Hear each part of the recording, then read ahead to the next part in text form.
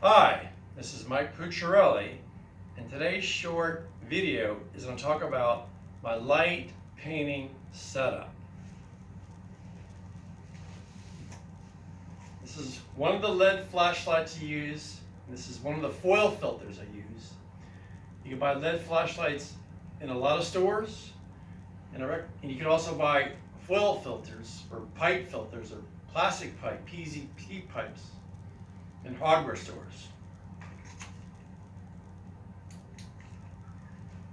When a light paints, I want to think a light is coming at a 45-degree angle. I want to just try to shape the product.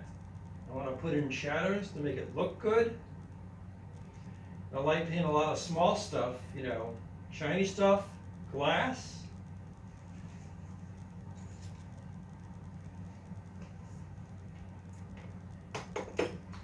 A lot of times, I light paint through a white scrim if I have shiny stuff.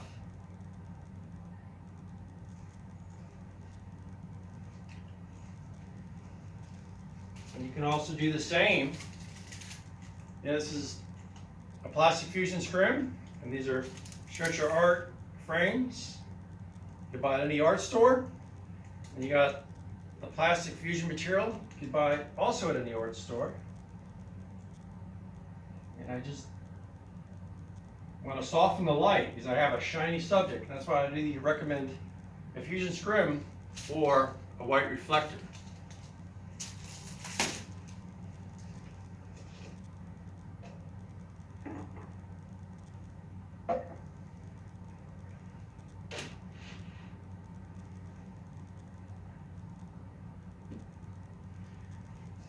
This is just called, like a dinner placemat.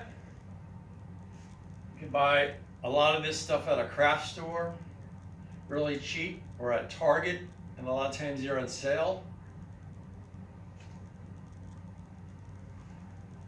These are all my light painting tables. And this is just a stool.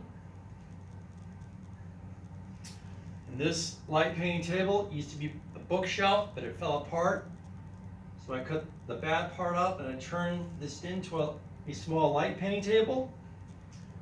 And these are just scrap wood that someone didn't want it and I took them.